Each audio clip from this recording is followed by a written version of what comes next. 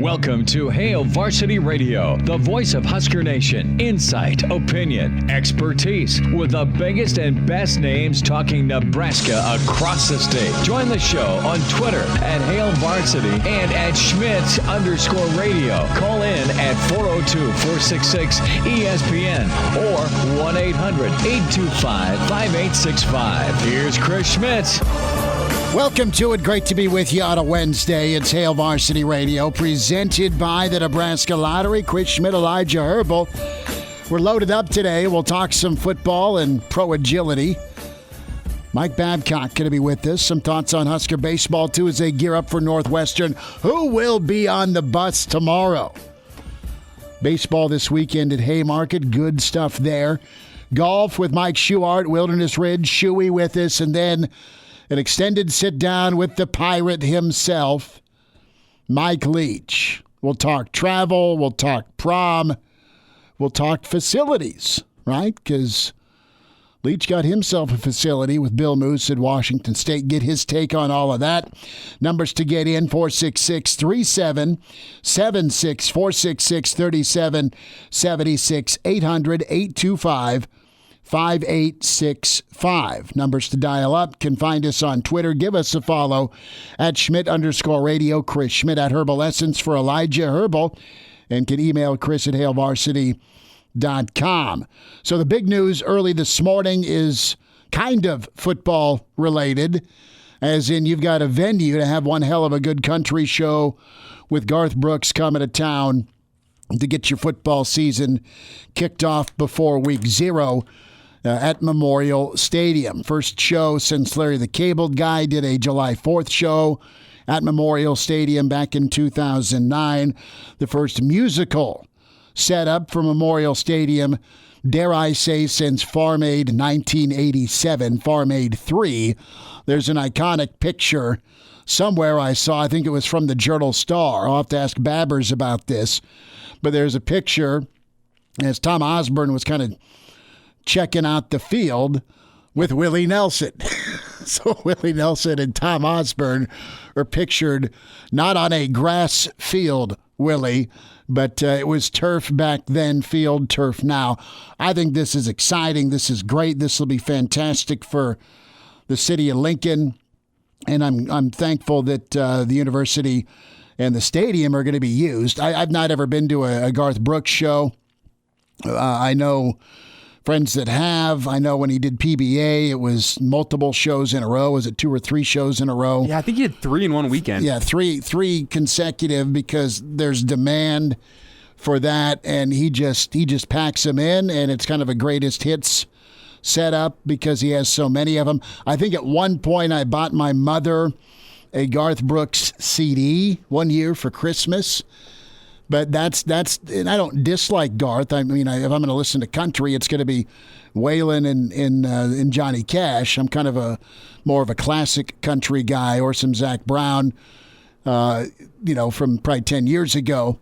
But that's like the extent of my country music expertise. I don't hate on it at all. I just don't know it as well. So the question now shifts to this, because you're dropping $80, right? Because you can start buying seats for this thing a week from Friday, the 21st. They go on sale, and you've got 90,000 plus that'll squeeze into that thing.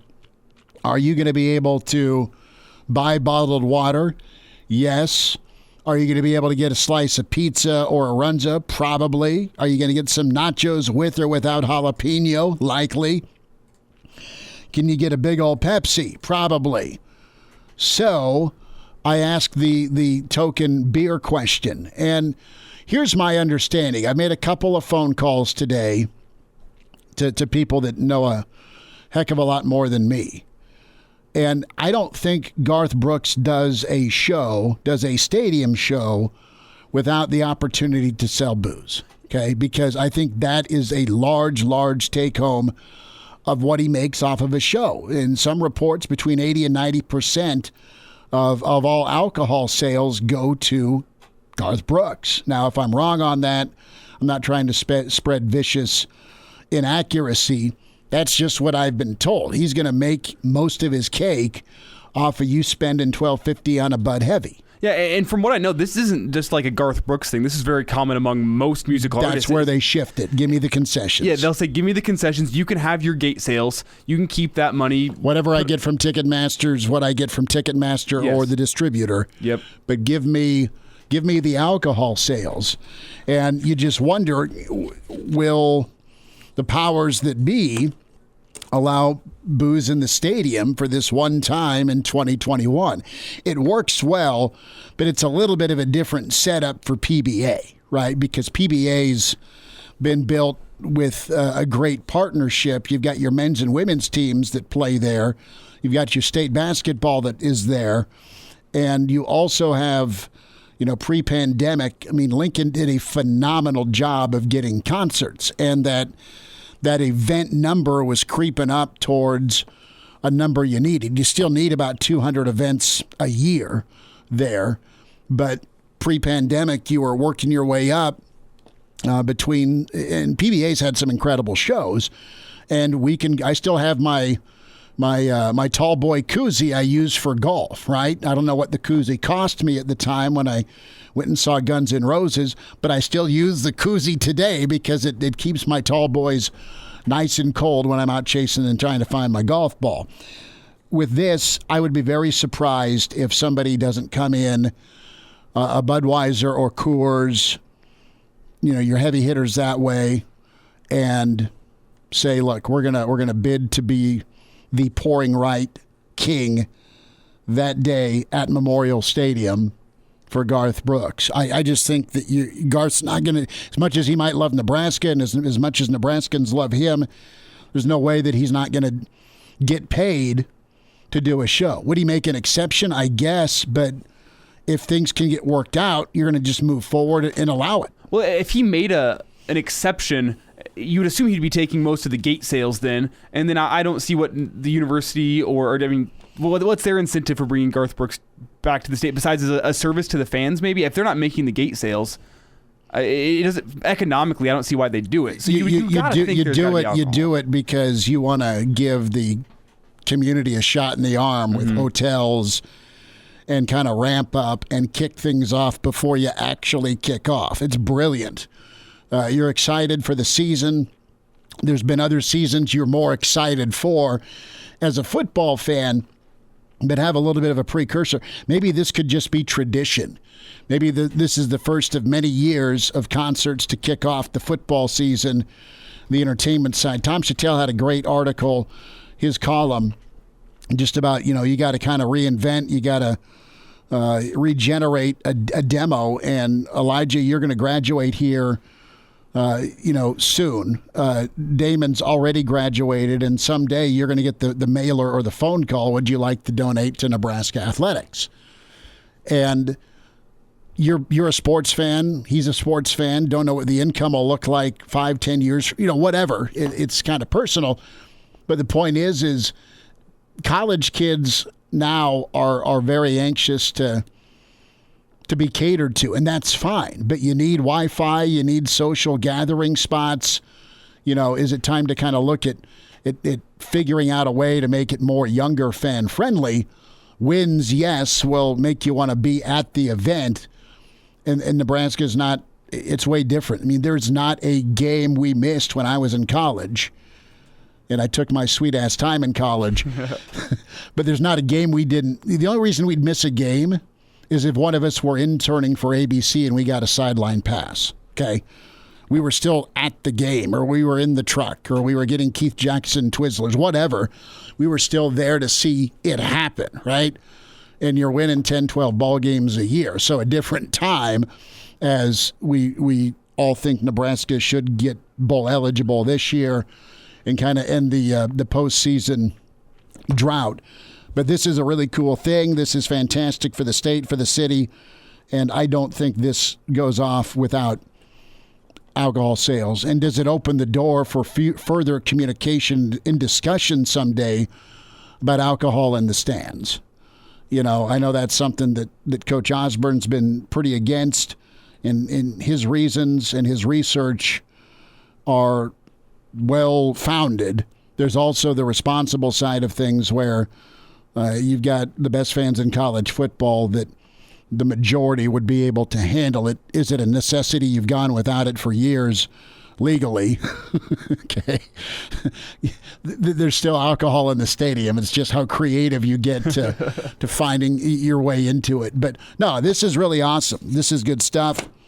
And I don't know if the timeline on the announcement for who and what will be provided to keep you hydrated that hot mid-August day. Well, in the words of Garth Brooks, just show up in boots. There's a lot of room for shooters in there.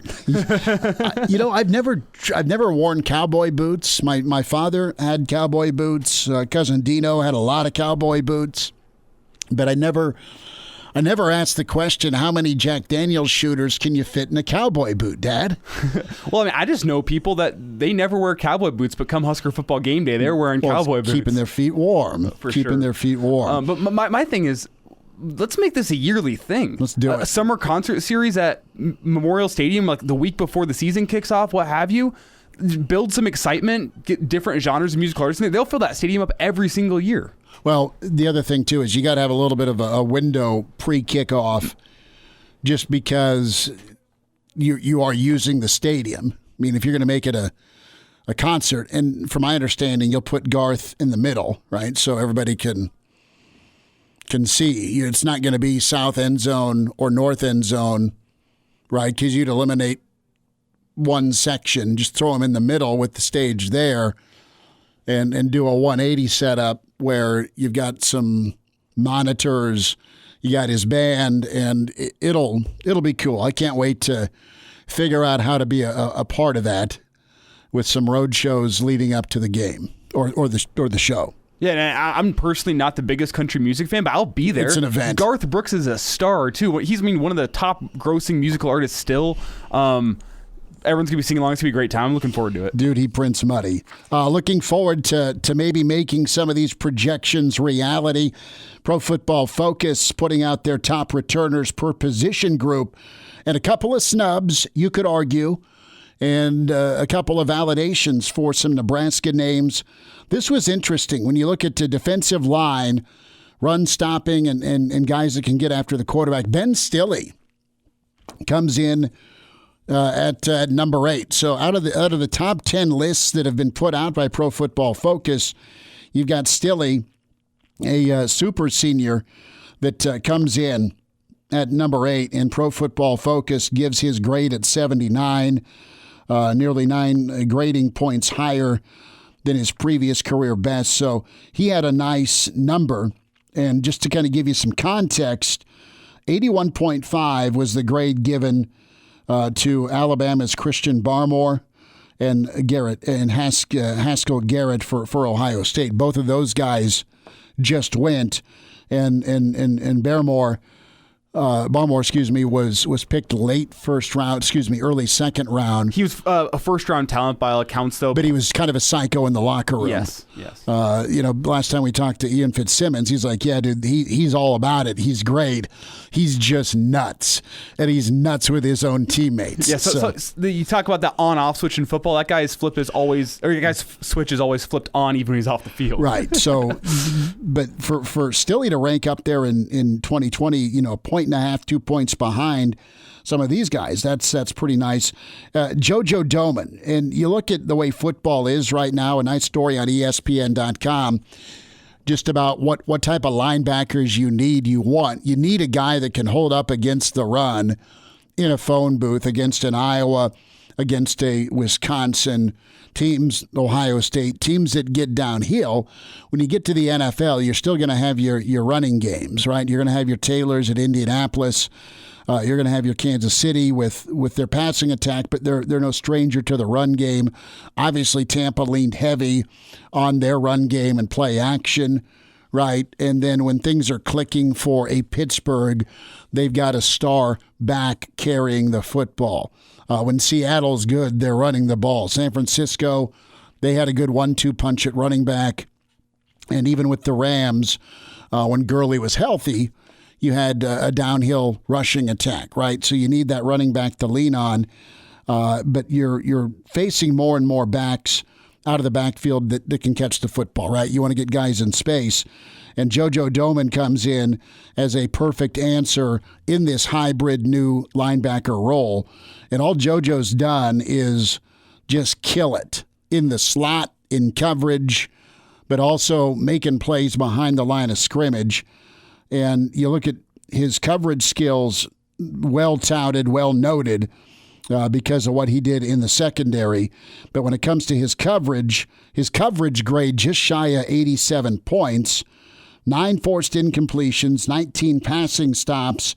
He's got good size at 6'1", 230, and he's gotten a lot better. I mean, his grade level rose up from 56 to 73.5 with the run stop. So you want to talk about all facets defensively at that second level, that hybrid spot.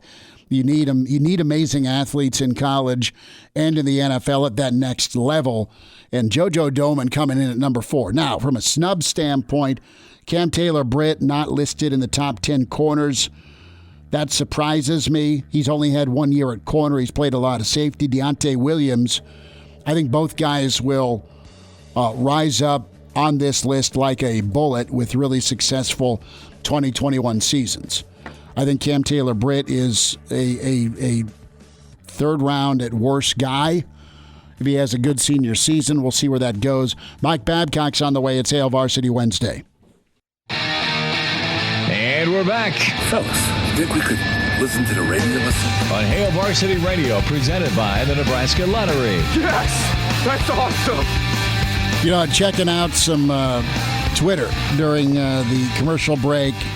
Friends of the show, Danny Woodhead, Matt Slauson. Slauson's telling a really good story about Bill Callahan keeping him after practice and having Jay Moore, our old buddy Jay Moore. We have to ask Jay next week about this.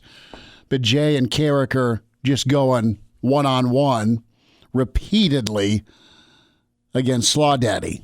And Slaw Daddy being really frustrated, not winning many one-on-ones, and then all of a sudden he snapped and he won a one-on-one battle with Carricker. And Callahan's like, all right, good work. Now do it every time. He was in tears. He was so frustrated with just getting beat off the line by 2 NFL edge rushers. And Slaw Daddy got picked by the Jets, of course, and had a long and productive NFL career. We say hi to Mike Babcock with us. Hail Varsity Magazine, hailvarsity.com, at MD Babs on Twitter. Babbers, how's your Wednesday? What's up?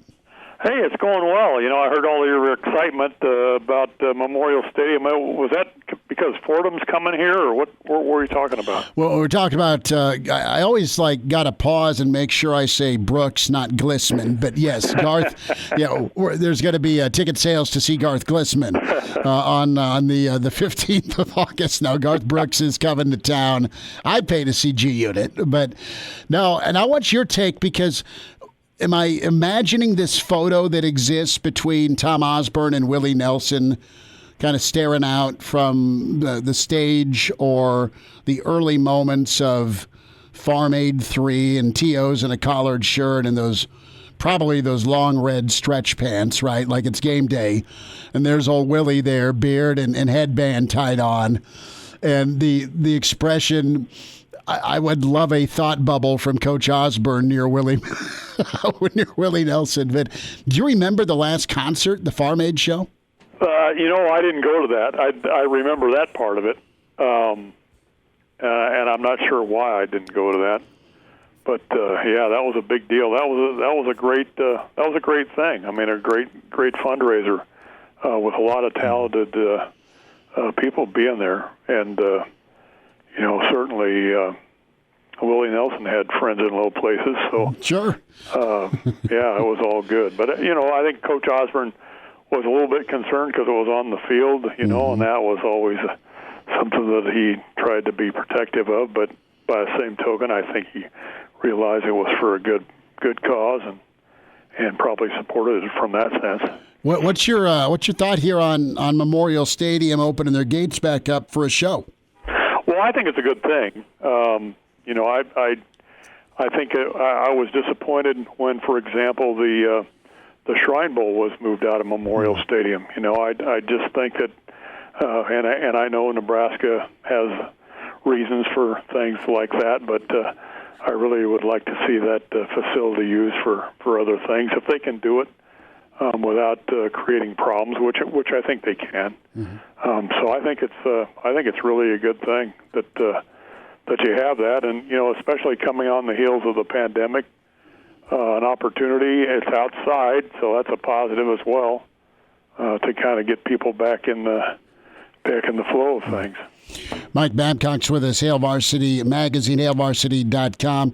Babbers, want to get into some of the results here with the pro agility testing that's been going on with the vertical jumps and the agility here. And this is something that's pretty historic, pretty tradition-rich, isn't it, with the Nebraska football program starting with Boyd Epley, where, all right, here's your normal college football player. Here's where they rate athletically from a timing and an ability to jump. I mean, just being an athlete out there on the football field. And then here are our guys, right, that have been training, putting work in. I think it's pretty cool because, individually, the work you put in, you can see results just athletically, right? You're getting better as an athlete, but also, too, from a confidence standpoint. And if you can out-athlete, you got to out-tough people first in football, but if you can out-athlete people, that's also a major asset to your football program. Well, yeah, it's really important, Smitty, and Boyd Epley. I remember at the end of winter conditioning, he always had a little news conference, and he released the results of the testing. Who was atop the list in all the categories, and I think it's good to acknowledge guys that that they're at the top, that had some success, and so it didn't always mean that those would be the guys that were going to be the starters or whatever. Sometimes you had guys that would surprise you with the results, but I think it's a good thing. It got to the point where it became much more confidential, and they, the strength and conditioning coach had decided that wasn't a good thing to release that, but I never felt like it was a bad thing, and Boyd certainly supported it, and really the tradition of the program, the strength and conditioning program, that's Boyd Epley. He was so innovative, and so many of the people that worked under him went on to be strength and conditioning coaches other places, and just a tremendous tribute to what Boyd did. But that was part of the thing. That was an advantage that Nebraska had over a lot of programs at one point, because not a lot of programs did that stuff. And now it's pretty commonplace. But I was glad to see that. And you obviously you look at a guy like Cam Jurgens. He was listed at 290 pounds. Yeah. 34.5-inch vertical jump. I mean, that's it's Babbers like. Yeah, right. Yeah, I didn't take much to measure how far off the floor I could get, but I'm right with you. That was pretty remarkable, I thought. Babbers, I want to get your take, and this is something we talked about yesterday quite a bit with Mitch Sherman, and Mitch's article, the revisitation of the 0-1 Colorado-Nebraska game. Wanted to get your quick perspective on that. Is that like the most shocking loss you've seen with Nebraska, or has that been surpassed by kind of the last few years of ups and downs with the program? Where, what was your read on that ball game and its effect? No, that was probably as shocking a game as I've seen in the time that I've covered Nebraska football, because of the context and because I always felt like that 2001, maybe the sort of the tipping point, the last hurrah, the great thing was the Oklahoma game, and the falling off the edge was the Colorado game, and it wasn't a subtle falling off. It was a dramatic falling off. I did not think that would happen. And even a loss, I would have never thought that would happen in that way. So yeah, it was as shocking as any game I can recall having seen in Nebraska during the 40 plus years that that I've covered the Huskers. Babbers, there's some people online discussing where they think the game that marked the end of the Nebraska dynasty was. Some say that 2001 Colorado game. Another couple people say the 2002 Penn State game, 41-8, Huskers lost there. And a third group believes it's 2004 against Texas Tech, 70-10. All three of them embarrassing losses. But where do you think you realized, okay, this Husker dynasty has come to an end? I think the 2001 game.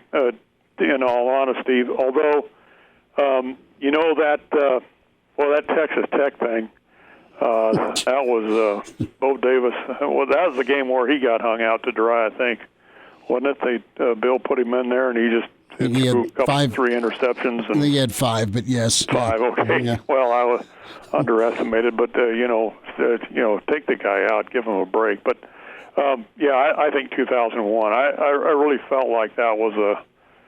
So then Nebraska still qualifies, goes to play Miami, and that was a really good Miami team, but it just kind of reinforced things, I guess, is that.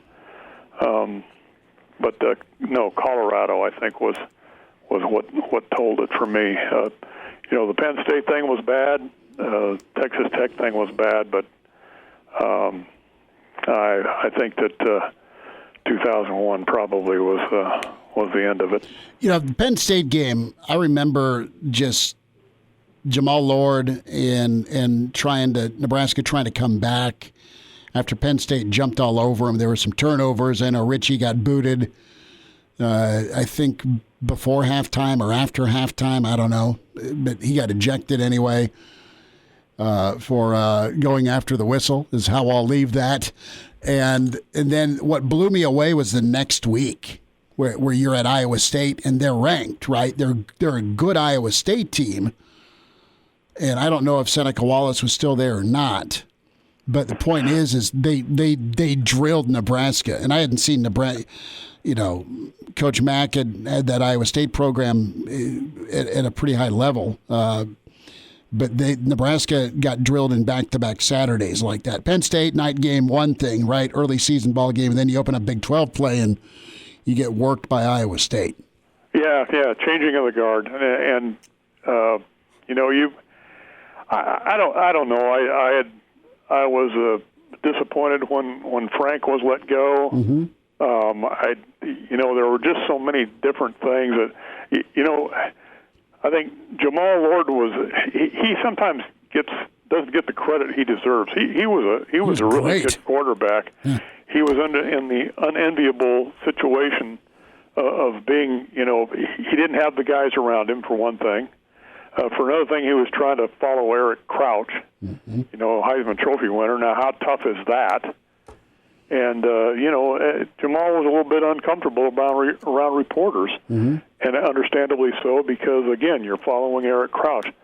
So it was all part of that, but I just felt like, at that point the program had already slid, and Husker fans were hoping for the best, but things, when you hope for the best.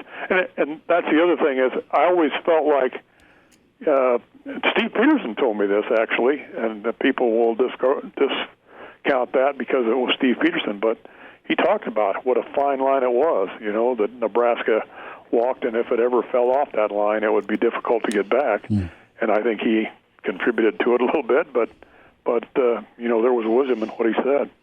Mike Babcock with us. Babbers, we'll be following you this weekend with Husker Baseball. Thanks for jumping on with us today. Always good to chat with you. Thanks for having me. Be safe. You too. There he is, Mike Babcock, historian, author, Hall of Famer. And you read him with Hail Varsity Magazine, hailvarsity.com. Yeah, fascinating conversation. We'll unfortunately spend some more time with Barnett on that tomorrow. Mike Leach, Mr. 70 to 10, is coming up here in 20 minutes. Schuchart's on the way. And now, back to Hail Varsity Radio. 25 minutes, we'll talk to the Pirate. Mike Leach going to be with us. It is gorgeous weather. It is time to get out and see Mike Schuchart, Shuey at Wilderness Ridge. Get the old putter handy. Don't worry about that sand wedge. You'll avoid the sand. if you listen to him. We say hi to Shuey. Shuey, what's good? What's your Wednesday doing? Wednesday's good, man. The weather's great. Sun's out. Wind's not blowing too hard. It's really nice out. So, sounds like golf weather. It is. And, I know it's going to be maybe a little wet here this weekend, but, man, we're going to bust through for some great temps and some awesome golf weather. I have got to sneak in some rounds. Selfishly, this time of year, last year with baseball pushed back, I was able to go play a lot of golf, man. Be outdoors. That's right. Now we've got some baseball tournaments to work around, but I will see you soon and lose a golf ball or several in short order. No, not as straight as you hit it. Right? Yeah, right. Just watch me throw it. Hey, tell folks what's going on. I know that the construction's been happening. The updates are going on. Of course, the aquatic center is going to be phenomenal, but also the golf's always been just incredible at Wilderness Ridge, and a chance for folks to join and be a member there. But, man, give us an update with facilities and how things are rocking. Yeah, they're going good. I mean, we got it looks pretty messy right now because we got a lot of dirt being moved around.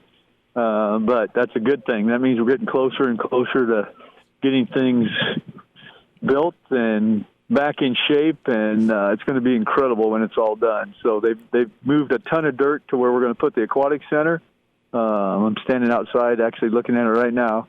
So getting that basically formed and in place for them to start putting that in, and the building's coming along each day, new pieces of it, with our new pro shop and our new golf academy. So it's looking just like a new pro shop and golf academy. It matches the building already. So when the footprint's all done, it's going to be incredible. Can't wait for it. Wilderness Ridge, of course, Mike Schuchart with us, Hail Varsity Radio. Should we get to switch gears and touch on the Wells Fargo outing, and what can a win for Rory do for him the rest of the season? We're talking quite a drought for him, as high a level as he is. Can this kind of give him a bit of a springboard, in your opinion, as we look kind of towards the Byron Nelson here this weekend? Yeah, no question. I mean, the biggest thing is he gets to shut up a lot of his doubters. A lot of people are like, ooh, Rory doesn't care that much anymore, or is kind of losing it, things like that, So it kind of quiets them up for a little bit, and it's always a confidence boost. I mean, you work really hard and you try to perform, and if you're not performing with what your expectations are, I mean, now all of a sudden you break through, and all the hard work you put in and what you believe you're capable of doing, it actually shows up. So always a huge confidence boost. So that can carry a long ways, for the rest of the year. What? Give me a thought on the tournament here with the AT&T. We got TPC Craig's Ranch. What's that course like? What's your understanding of it? I spent many a day on that course, actually. I worked with a young man, and that's where he played out of. So I spent a lot of time there working with him. It's a big golf course. It's beautiful.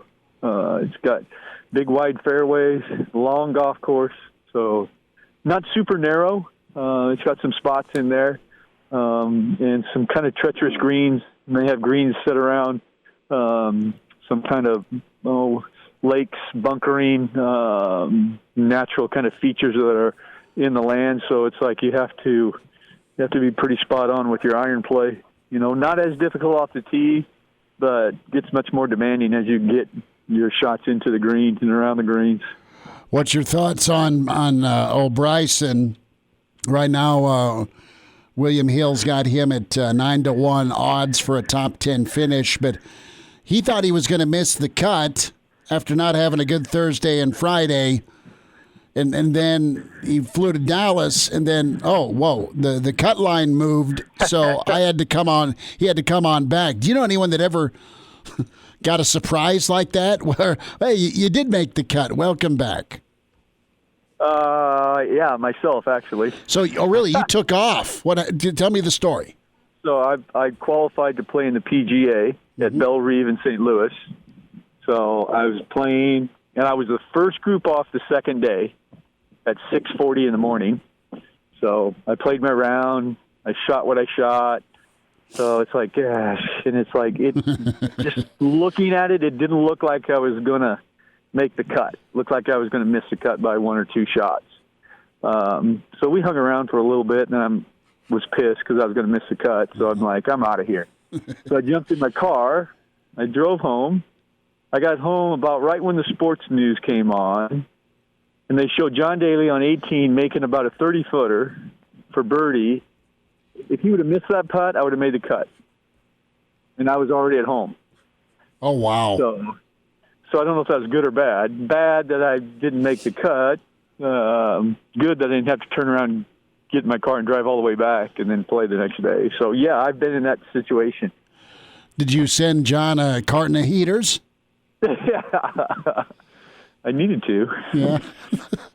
So thanks for sharing that. Do you like, I mean, I know you don't care for Bryson, but would you think this is advantageous to him? Do you like Scheffler? I do.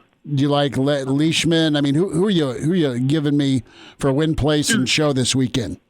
2 good names right there. Scotty Scheffler, he's a Texas boy. They always seem to play good when they get home. And Bryson, because it's a golf course that kind of is suited a little bit. Because, again, it's not super demanding off the tee, and it's a big golf course. So it's like with his length and power, he's going to make that golf course much shorter. And so he'll be right there. The odds on him are probably very correct, you know, because he played great, too, after he flew back. He played great the weekend out there. So him, I like Scotty Scheffler a lot. I like Jordan Spieth, but Jordan Spieth is going to be a little rusty. Yeah, coming off COVID, right? Coming off COVID. I just saw that, so it's like he's probably a little rusty. But, again, those Texas boys, they have a tendency to play good in Texas. What last thought here, about a minute here. Mike Schuchart's with us, Wilderness Ridge Golf. Will Zalatoris, you think he can make a push here for a top 10? I mean, I like him a lot. Yeah. I think he kind of is going to gas out. Okay. You know, he's been on a whirlwind, playing really great, not used to being there. I think you'll see him kind of peak out here a little bit. Okay. You know, and then maybe at the end of the year you might see him, but man, those guys usually have a tendency to do that. You know, because they play really good, they get on a hot streak. You know, they feel really good about what's happening, and then they can't quite sustain that. Sure. You know, and just lack of experience being out there, kind of learning how to handle all of that stuff that comes along with that. So I like his game a lot. Mm-hmm. And I think he's going to be a fabulous player. I just think he'll go in a little downturn. Mike Schuchart, Wilderness Ridge Golf. Go see Shuey. Got a fit coming up here, about 10 seconds left. Shuey, this Friday? Not this Friday. We'll have one next Friday. So okay. Go we get got a lot fit. of stuff, man. I'm getting ready to start my women's league. How about that? First night of women's league. All right, man. We'll say hi to the ladies, Shuey. I will. All right, bud. We'll talk next week. Thanks for the time. You bet. Thank you. And now, back to Hail Varsity Radio. One final time this hour, it's Hail Varsity, presented by the Nebraska Lottery. Chris Schmidt, Elijah Herbel. 10 minutes. We'll spend time with the Pirate. Mike Leach going to be with us. Who knows where we'll go, but it'll be a fun trip with the Pirate. Get into some of the NFL scheduling released. Have you seen? Some of it's been leaked. Are you going to try and get to a Denver game this year? Probably not, just because of the price, and you don't know what the capacity is going to be. But it depends. If they trade for Aaron Rodgers, then yes, I am there. That's the thing. We'll know who Green Bay's playing this year each week. We know when they're going to play. We just don't know if A-Rod is going to go or not, or if he's in donkey land. Now, week 1 is really awesome. You got the Cowboys at Tampa to open things up on Thursday night. Vikings, Bengals will be entertaining. The return of Joe Burrow. Steelers and Bills. Bills are a great football team with what they got at quarterback in Allen. You got Russ against Wentz with Indy, because you got the Colts and Seahawks. Browns at Kansas City. Got to find. Now you're not a Chiefs guy, but it'd be fun to go to that opener. That's a 3:30 kickoff, and that's a rematch of the AFC title game. Yeah, with the Browns have done some rebuilding to their defense, so we'll see if they're able to keep up with that Chiefs offense. Chiefs rebuilding the offensive line, so we'll see. Eagles, Falcons, Donkeys, Giants, rematch of that Super Bowl that didn't go so well. Lions, Niners, Jets, Panthers. So you get to see potentially. The first two quarterbacks go at one another. Always Miami, New England. That's been kind of a staple. Packers, Saints. Could be a big-time disappointment in the quarterback matchup there with Breeze moving on. Cardinals, Titans. I really am excited to see Kyler Murray in Zona this year. Chargers, Washington. Bears, Rams for Sunday Night Football. And then for Monday night, you've got the Ravens and Lamar against Vegas and Chucky. So that's always pretty good stuff. You can email us, chris@hailvarsity.com.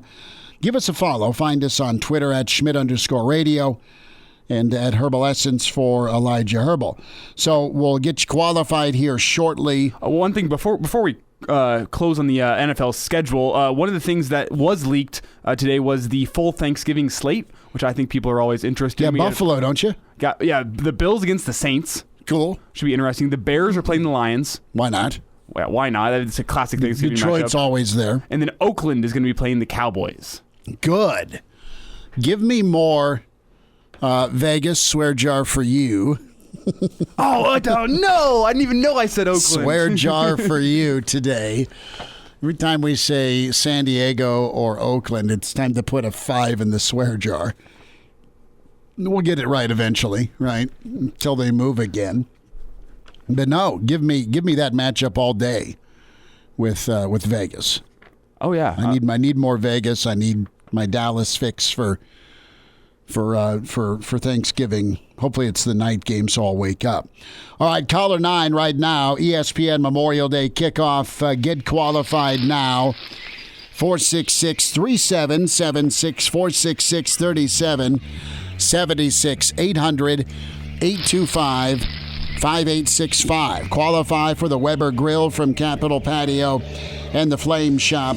The $100 gift card to Campbell's Nursery and Garden Center. And the $100 gift card to Leon's Gourmet Grocer. Put some meat on that grill. The gift card to Campbell's, the gift card to Leon's. Caller 9 now, 466-3776. Welcome to Hail Varsity Radio, the voice of Husker Nation. Insight, opinion, expertise, with the biggest and best names talking Nebraska across the state. Join the show on Twitter at Hail Varsity and at Schmidt_radio. Call in at 402-466-ESPN or 1-800-825-5865. Here's Chris Schmidt. Mike Leach back with us. It's Hail Varsity Radio. Coach, what have you been up to? How are you?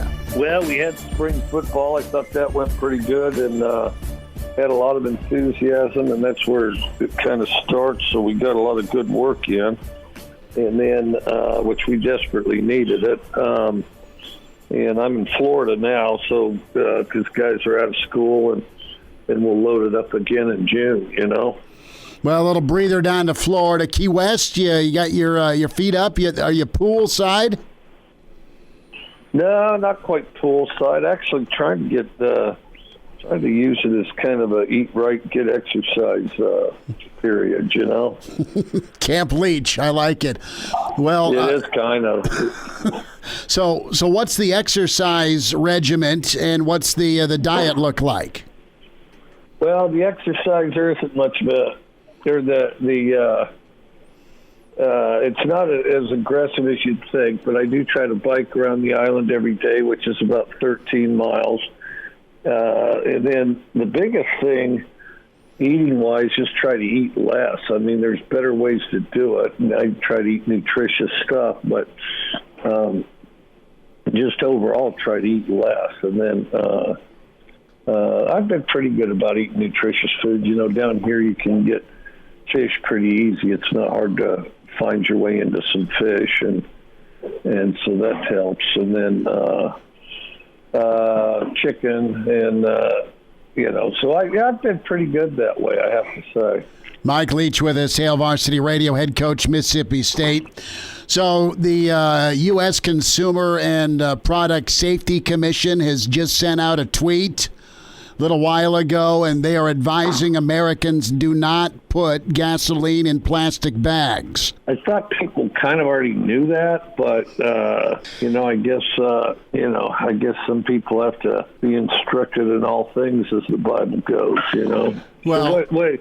How did they do it? Why'd they put it in plastic bags? Well, you've got the gasoline shortage going on, due to the pipeline, right? The hack that went on. So you've got folks either hoarding gas in southern states or part of the East Coast. And then there's so much video on Twitter of some gal I saw showing up, and I don't know if it was a Walmart bag, and I'm not just calling out Walmart, but, your old normal plastic sack, a little bit bigger version, where she grabs the pump and starts filling and then just walks away. Oh, wow, that's wild. Yeah. So folks are getting gas anyway. Have you run into any issues with that? No, I'm pretty much on my bike here, but the whole fact that we have a gas, we were energy independent a couple months ago, and now we have a gas shortage, and that they're not comfortable referring to as a shortage. Yet there's people all lined up. No, I think there's I don't know where the incompetence lies, but there's obviously a high level of it and probably several layers stacked on top of one another. Well, Coach, I wanted to ask you, Bill Moos has been in the news here recently, and he's pretty excited for a lot of different reasons. One, the football facility for Nebraska is moving forward. Two, he's not been bashful about some expectations in Lincoln, and the schedule's pretty daunting. But I wanted to get your take. You worked for Bill and did great things at Washington State.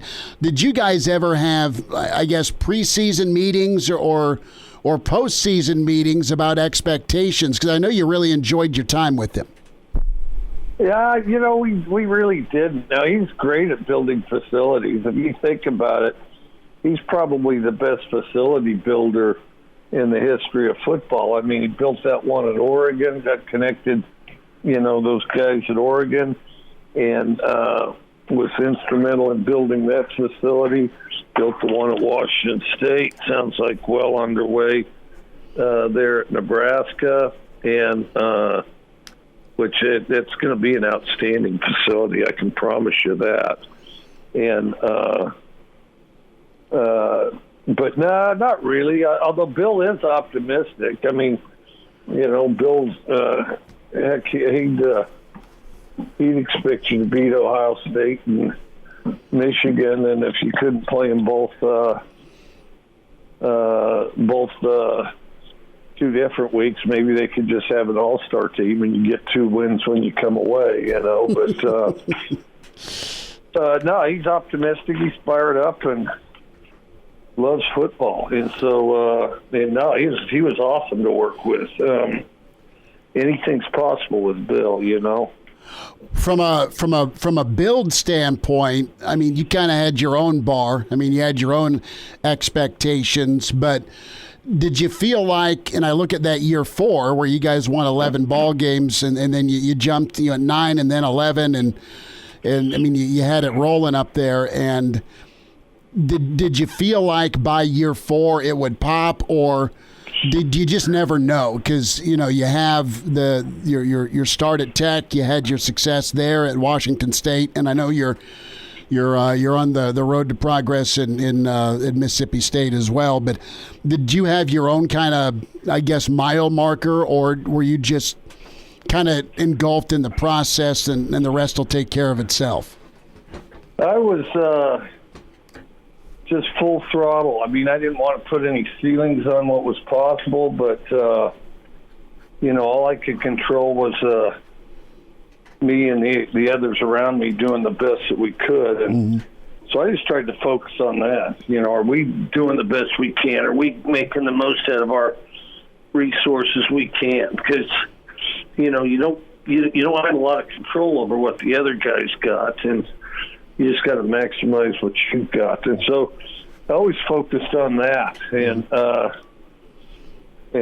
just trying to make sure we were better, better one day after the next, and then try to set that course of achievement as you go and keep improving. But then, we had a thing hanging up that said compete with yourself, and I guess I felt that way coaching-wise too. I mean, gauge your performance by whether it's the best of your ability. Mike Leach with us, few minutes, Hail Varsity Radio.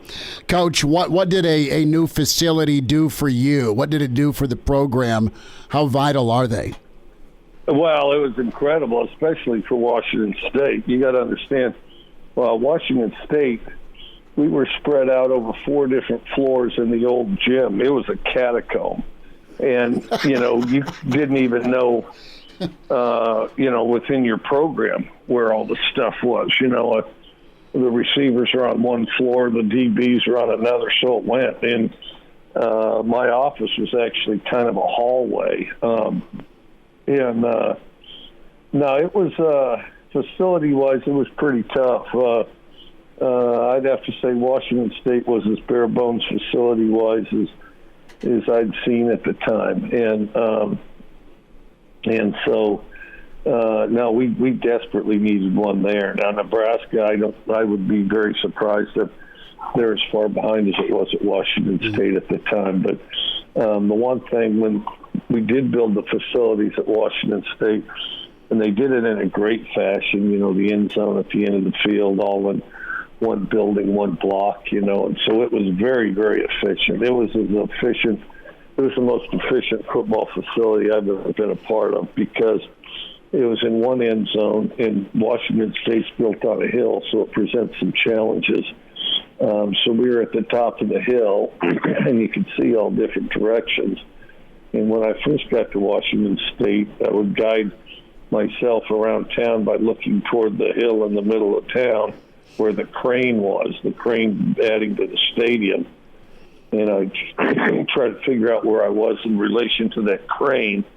But they definitely needed a facility at Washington State, needed one desperately. And then, it became such a perfect one-stop. You didn't have to go anywhere for anything, starting at the beginning of the day if you're a player, with tutors, your coach, your meetings, meals, weight room, everything. Mike Leach with us, Hail Varsity Radio. So I got to ask, any summer travel plans? We always catch up and talk about the adventures of Coach Leach. You sent out a tweet earlier last week with a big old lion looking hungry under a tree. Do you have a safari plan this summer? I'm trying to sort one out. I would love to. Don't know if I'm going to get it done or not, but if I can, I'd like to try to go to Africa, and so we'll see if we can figure that out or not. So what's your top 3 right now? Your top 3 travel destinations? That I haven't been? No, that you've gone to. If someone says, all right, once this pandemic finally gets done, I want to go travel again, what's the tour guide Coach Leach say? Okay, the easiest, the most instant, the most beautiful, that type of thing, Hawaii. I'd have to say Hawaii. Okay. Hawaii is almost impossible to beat. And Hawaii is very impossible to beat. And then I think that, New Zealand, as far as just outright compelling, like something you've never seen. I mean, it's literally like Middle Earth, and that's where they filmed it. New Zealand's hard to beat, but it's also very hard to get there. That's one advantage of Hawaii. It's not very hard to get there. And then I'll tell you another one is kind of the whole, and I take it for granted because I grew up out there, but the whole going through the Mountain West, like a Dude Ranch, that type of thing through the Mountain West, I think is pretty tough to beat. And my kids try to remind me of that all the time, because I think about going to a beach or something like that. and grew up in Cody, Wyoming, right there next to Yellowstone. But everybody that's ever gone there, and my kids, have all loved it. It's cool. The Yellowstone trip we took, 30 years ago, is still talked about today with our family. Just how much fun we had. The fact that there's a bison there eating some grass, or you go up to the lodge and there's snow, and then you descend down the mountain and it's 75 by a brook. So it was, we went in I think late to mid-May, a long time ago. But no, the Mountain West region's really cool. Mike Leach with us here on Hail Varsity Radio. Coach, it is prom season. So what kind of dad were you with prom? Did you make your kids feel comfortable, or were you good about making your kids feel uncomfortable for prom pics? And then how did you deal with the prom dates? Did you make them feel comfortable, or was it all about kind of trying to make them squirm? Probably a little of both. I was kind of ambivalent about it, so they kind of took care of the pictures, and they took care of the, how they went to the date, where they went, all that. And my kids were, I didn't have wild kids. I was blessed that way. But I did always threaten them that I was going to show up at the prom, that I was just going to show up at the prom and just walk in and wave at them, hey, hi, Janine, it's me, your dad, and just yell that out in front of everybody, and that would be hilarious. And I actually kind of wished I'd done it. I didn't, but I kind of wish I did. So how close did you come to doing it? Were you restrained from doing it? Nah. Well, my wife didn't think it was nearly as funny as I did, but she didn't think it was nearly as funny as I did, and I thought it was pretty funny. But no, I never did do it. But it's like people don't really regret what they do. They regret what they didn't do, and I think that's probably one of those things. We'll have more with the Pirate, Mike Leach. Hang on, Coach. We'll get his take on, that first big check as a coach, and what'd you spend it on. But more with the Pirate. Reminder about moving, and your friends at West Blue Realty can take care of you. Residential home sales in Lincoln and the surrounding areas. They specialize. So if you're looking to move, buy or sell, westbluerealty.com. Give your friend Tom Luby a shout today at 402-540-3768. Kelly Hofschneider, give Kelly a call at 402-202-2312. It pays to work with West Blue. You mentioned Hail Varsity. They can provide you up to $1,000 on the closing of your next home purchase. And give Kelly and Tom a shout today. Tom Luby, Kelly Hofschneider, 1120 K Street, Suite 200. Let's qualify right now before we get back to Coach Leach. Caller 9 now for the ESPN Memorial Day kickoff.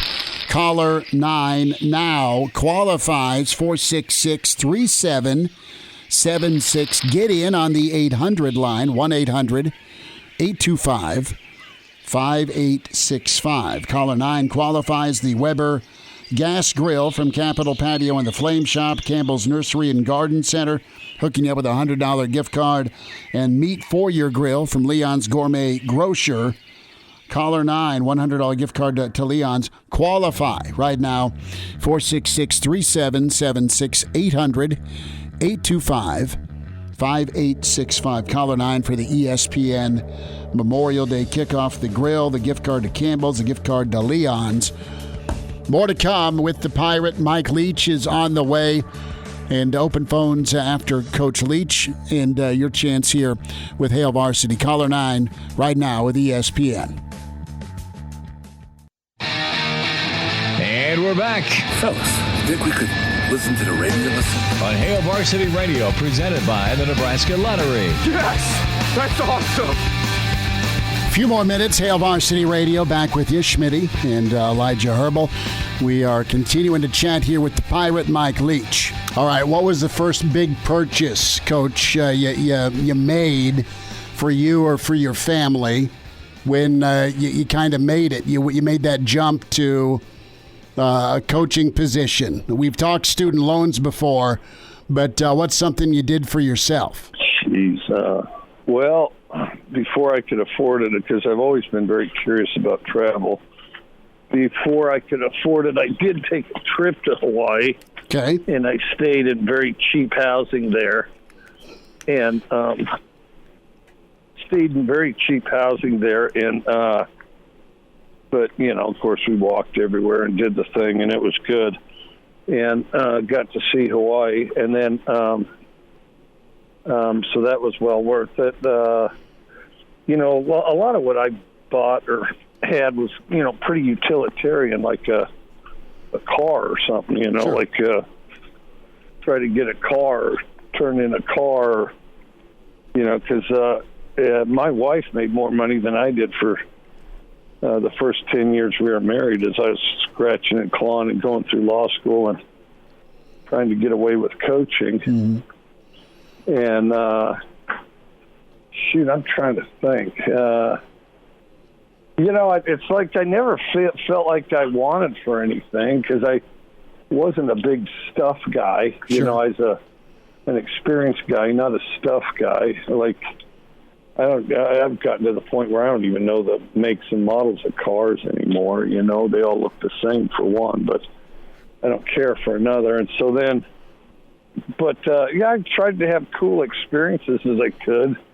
You know, I mean, on one hand, it wasn't really a luxury, but I wanted to see Europe or travel the best I could, so I went and coached in Finland for a season, and in the course of that, got to go see some other countries, and you know, but we kind of ground along on that. But I don't know, there's a lot of things to enjoy in every process you do, and so try to do that, because, and then every job I have ever had, it's like I wanted to go see you know, there's something I wish I'd gone to see. Like, okay, so when I coached at Kentucky, I never went to the Kentucky Derby because I was going to go the next year. And, you know, when I was there and really had it wired potentially, I didn't go, but since then I've been to the Kentucky Derby twice. But then you have to really try to get there, you know? Mm-hmm. Sure. Yeah. And so then, well, then in Washington, for example, you know, those islands out there, you know, the Channel, what are they called? You know, the islands off Anacortes and all that. But mm-hmm. I always wanted to go see those, and you know, I was right there. All I had to do was really take a long weekend and could have done it. And you know, you get busy, do something else, go somewhere else because you want to get out. Well, you know, right there in your backyard, a lot of times is the best, and then you'll end up leaving. You don't get to see it, you know. Coach, last thought, announcement today, Garth is playing Memorial Stadium. Garth Brooks going to do a show. So if Mike Leach could draft a musical act for your football stadium, who would it be? Oh, I don't know. Garth Brooks is pretty good. That's hard to argue with that. Garth Brooks is outstanding. You know, shoot, when I was at Valdosta, my favorite was Travis Tritt. I thought that'd be a good one. Here's a quarter call someone who cares, you know. Yeah, you better look after yourself because, you know, you think it's tough or whatever. Here's a quarter call someone who cares. So I always liked, and I never met him or anything, but he was from near Valdosta. I can't remember where, maybe Douglas, Georgia or somewhere. I never had the pleasure of meeting him, but I always liked his music. Mike Leach with us. Coach, where are you off to now as we say goodbye? Well, we're going to we're a Cuban coffee queen, getting a cup of Cuban coffee, which is basically espresso. And then you know, going to circumvent the island, and the procrastinating's over. I now have to go and pedal, and I make up every excuse I can to put it off. and draw out activities in order to avoid it. But eventually, in fairness, I do typically end up getting my licks in and pedaling the bike. Sometimes I procrastinate to where I'm doing it at night, but I usually pay the piper, so to speak. Well, Coach, have a good ride. We'll do this again. Fun to get caught up again. All right, I look forward to talking to you again. It's a pirate from a Cuban coffee shop. Yeah, I love that music in the background. Down in Key West. So he is off to do his bike ride around the island. Camp Leach, right? As he is going to eat better and exercise. And, you know, I've been telling myself the last couple of nights, you know, I'm going to go get a workout in. I'm going to make myself go get a workout in. And I don't. Something comes up, right? And good for him, though, getting a little caffeine fuel. So Key West down there where he's at is a really cool little neighborhood. And he's got a pool in the backyard, and he just kind of hangs out, right? He's a little decompression before they get back to football at Mississippi State in June. So yeah, I like how you asked him about vacation spots, and he's just living in Key West. Well, no, that's his thing. But he's big time traveler. When we talk during the summer, he'll have been somewhere, right? He'll take his coaches on a team building excursion, or like I think it was last summer or 2 summers ago, pre-pandemic. Remember the Last Crusade, Indiana Jones and the Last Crusade, yeah. Like the Temple of the Crescent Moon, where Indiana Jones and Henry Jones and Marcus and all of them ride out after the place collapses, that temple inside of a mountain. So Leach is there, and he takes a selfie next to the entrance going, "Where's Indiana?" And I thought he was like on a safari. So I texted him, said, "Hey, can we get you on?" He's like, "Sure, let's chat." And he's like, "Do you go by Schmidt or Schmitty?" I'm like, "Well, you know, it's Schmitty or Schmidt or, you know, whatever you want." He's like, "Well, I'll just call you Bubba." So every time he answers the phone, it's, "Hey, Bubba." So he's calling me.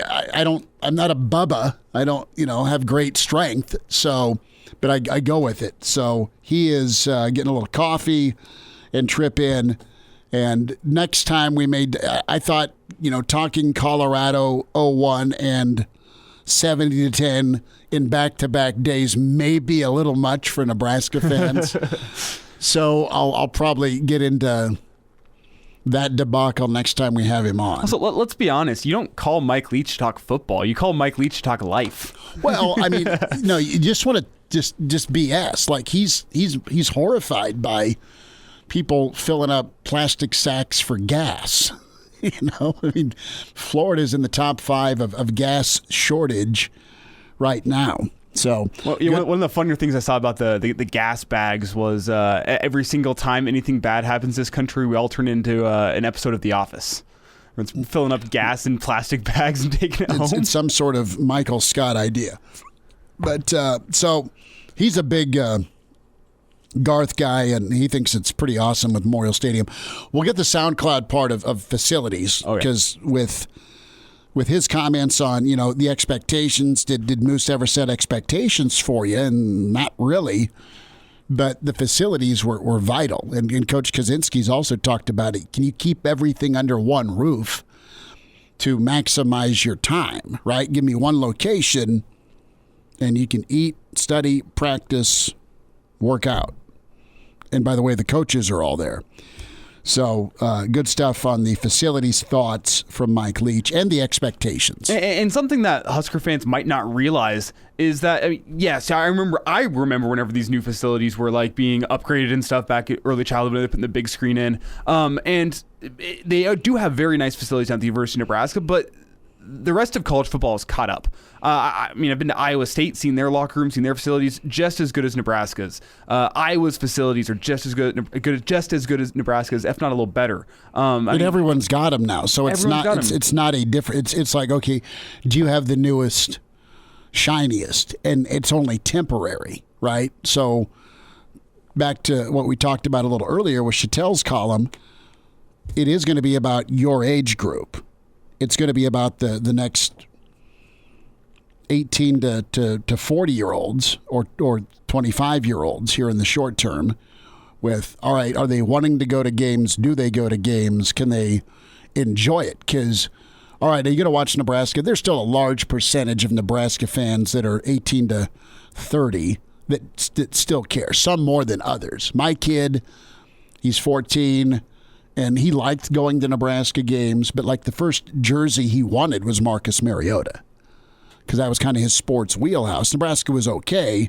He was only 3 years old when Sue was killing people, right? So he kind of missed that attachment phase. I grew up. Dad took me down to the stadium, and good old Jack Pierce got us on the field, and I got to meet Broderick Thomas. It was awesome. I was 10 years old, 8 years old. Here's Irving, 5 years old. Here's Irving Fry. I mean, so a lot of Nebraska fans have that same story. The moment you're like, okay, you're tiny and you're a sports fan, you grow up here, everyone's wearing red on Saturdays, and there's your dude that you loved watching. And then you followed him when he went and played pro ball. Nebraska is going to need to win football games and be good again, and then make that climb up to try and get to great. Mm-hmm. But in the meantime, make it fun and entertaining. Yeah, and these recruits, they don't see this as them coming back to rebuild Nebraska. They've heard the history of Nebraska, but it's not like a quick, easy rebuild like some Husker fans think it is to get back to glory. They see this as this Nebraska team hasn't been good for probably as long as they've been alive, or at least as long as they've been following football. They don't remember this Nebraska team being relevant. So it's completely like going and building up a program from the base up. They're not saying, we got to go rebuild.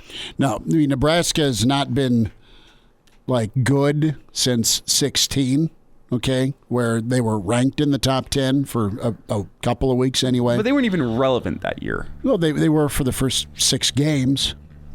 I mean, you get the ABC win on national TV against Oregon. Mm-hmm. Okay, so you can get back into the party, but what are you staying? And what party are you at? Are you at Hef's, or are you at a kegger down the street?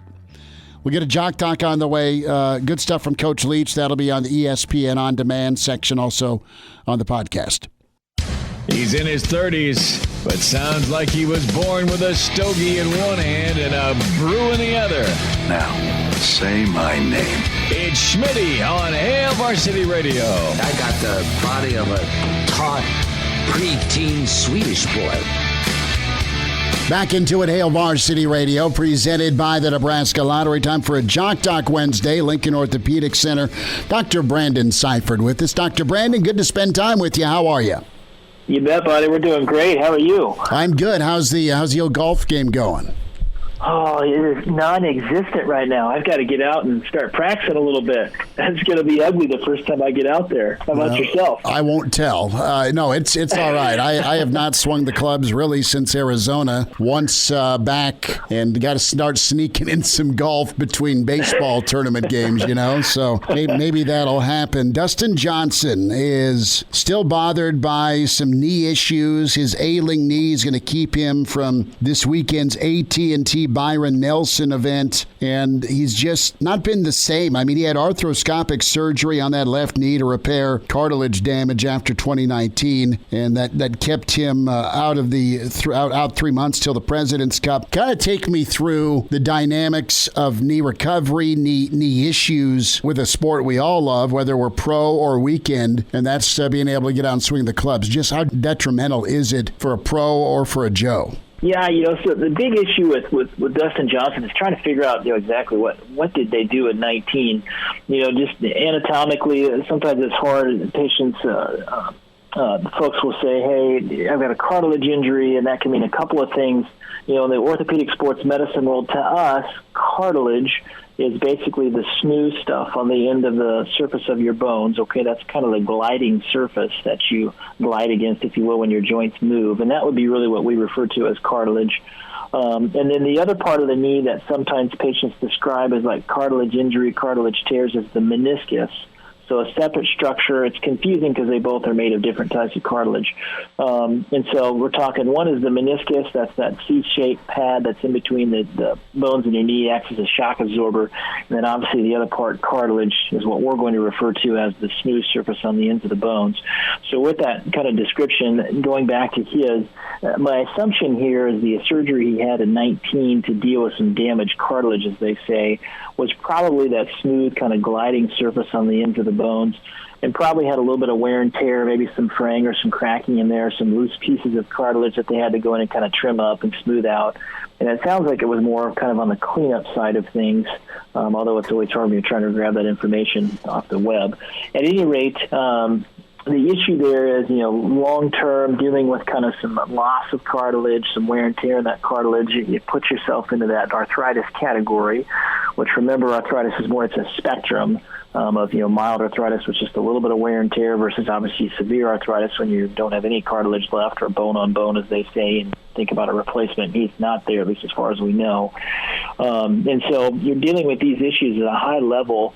They just tend to be, kind of achy and sore if you're not able to kind of regenerate that cartilage in the area. And so here we are, 2 years later from that event, and now he's starting to deal with some achiness again. And I'm sure they're probably starting to weigh, what are some of those options he could do for treatment. Dustin Johnson's our topic. We're talking knee issues. He's out of the AT&T. Dr. Brandon Seifert with us, Lincoln Orthopedic Center. Jock Doc Wednesday. And even if it's discomfort, but it's not pain, that can throw your golf game off, can it? Yeah, absolutely. And, especially with such a technical sport like that can really change things in terms of just your swing and kind of your mental game as well. And maybe that's been weighing on this for him. Obviously, being a power guy that he is, I'm sure that definitely impacts some of his stroke off with the driver. But the big thing with these, just from a cartilage perspective, is what do you do about it once you start to get into that wear and tear zone? And obviously, when you're more on the younger end of the spectrum, and if it's kind of an isolated area where you have a defect in that cartilage, there's some really kind of fascinating, fancy things that we're doing nowadays to try to regrow that cartilage, which of course is kind of the holy grail of cartilage work, is being able to regrow it, replace it with something. And there's some really amazing things out there that we're doing with that. The hard part is when you reach a point where you kind of just have some diffuse wear and tear, not really that one isolated area, and then those techniques don't work as well in those areas. When it comes to regrowing or even some rehab here, once a procedure's done, what are some I guess, follow-up or preventative measures you can take? Yeah, you had the repair done, but how do you keep from having lingering issues even though you've had a repair done? Yeah, absolutely. And so, the big thing there always is a reassessment of your alignment, your mechanics. So as you're going through that therapy process after that initial procedure, looking at some of those maybe swing mechanics or even just mechanics in general with what he's doing in his workouts to make sure has himself in good alignment. Obviously, the big thing is muscular balance as well, making sure he has excellent quad strength and function that goes along with kind of equally matched hamstrings as well. And so those things are really critical in terms of preventative things. And the other issue too is trying to avoid significant trauma while you're going through those kind of training regimens. So making sure when you are doing some of those higher impact, higher level training exercises to get stronger for golfing, making sure you're doing things where you're not causing further trauma to the knee. So just doing some of those high-impact things is not necessarily going to make the arthritis worse, but rather if you're doing some of those higher-impact things and you're kind of retweaking the knee or twisting it, or if you're doing, extracurriculars outside of golfing activities, skiing, playing basketball, other fun activities that you may, put yourself at risk of having further trauma, which then further, leads to that progression of the arthritis. So those would be some of the things they try to be avoiding. Just in terms of, cartilage replacement, obviously that's more at this point, more of a surgical type procedure to do something like that, a restoration. If you are trying to regrow cartilage with, say an injection, stem cells, that kind of stuff, really the research and the data is just not there yet. Dr. Brandon, with DJ's power game, what are some other areas he can maybe supplement the knee confidence? Okay, so my knee's messed up, it's been repaired, but I don't feel great about it. What other areas in his body can he compensate? Yeah, one of the big ones, though, especially in our male athletes, is a really strong focus on some of the musculature around your hips, in particular what we call abductors, which is where if you're thinking about your toes pointing straight out, lifting your whole leg straight out to the side. That's a maneuver called abduction. It's amazing how many, especially younger male athletes, that is a weak structure for them. And so really working hard on improving that can help to compensate or at least put you in better alignment. Same thing with your hip flexors, which is what allows you to lift your hip up towards the front. Another important thing, the kind of vogue term that's out there for all that is postural restoration is kind of a fancy term that's out there in terms of balancing all those things. Just thinking about him and say, all right, how do you kind of manage some of these symptoms, non-operatively for him? Obviously, you can use some anti-inflammatories on, off and on basis. You can do things like, steroid shot in the knee just to calm down that inflammation. You could even go so far as to do something fancy like a PRP injection, which we talked about before. Take somebody's blood out, spin it down, use that top layer of healing growth factors and inject it into the knee. Data's a bit mixed on that. There's even some stem cell injections, which again, data's kind of mixed on whether or not that's helpful or not. And then obviously that goes all the way up to where surgery may be an option for him. And if you can find that kind of isolated defect for him, taking some of his cartilage out of an area he doesn't need, either transferring that there or the best technique to do would be to take some of the cartilage out, send it off to a lab. They can regrow those cells, and we can actually go in and sew those cells back in, or transplant those cells back into that damaged area, which is a terrific procedure. It's just unfortunately a long recovery after something like that. Dr. Brandon, thanks for the time today. Good info. Absolutely. Well, you guys take care. Thanks again, Chris. Miss us? Come here, brother. Give me a hug. Bring it in for the real thing. We're on call for you. Catch the podcast at HailVarsity.com, the ESPN Lincoln app, or download them on iTunes. Saddle up, partner. Back to Hail Varsity Radio. One final time, got to check out the Mike Leach sit-down. Good stuff from the Pirate World Travel. Gas in plastic sacks with the gas shortage. And Cuban coffee. What else did we miss? Oh, yeah, facilities. We did talk a little. The football stuff. A little football with the Pirate. Good stuff from him. Love talking with Mike Babcock, Schuchart, Mr. Mike Schuchart, Wilderness Ridge. Tomorrow, Danny Burke will get us some best bets. We'll get his take on some of these Big Ten odds that are out from William Hill. Gary Barnett with us. The coach will join us. And then Parker Gabriel, get his take on some Husker thoughts. We may be efforting Pizzo tomorrow, maybe Friday. We'll see. But Nebraska baseball on our mind. We'll get more into the NFL schedule that will have a full release tonight. And you can plan your trips to Arrowhead or Denver accordingly based on schedule. And we'll see if the Aaron Rodgers sweepstakes becomes a reality. Still a few weeks to wait on that between where Green Bay's at and what they do. You see, they signed Blake Bortles today? They did, and Blake Bortles did get Jacksonville to an AFC championship game. Blake Bortles does have the same number of playoff wins as Aaron Rodgers since 2017. Right. They each have 2, but... Yeah, in different ways. One's very responsible, the other got out of the way. Yeah, one handed the ball off, the other was the best part of his team. One won an MVP after drafting a first-round quarterback.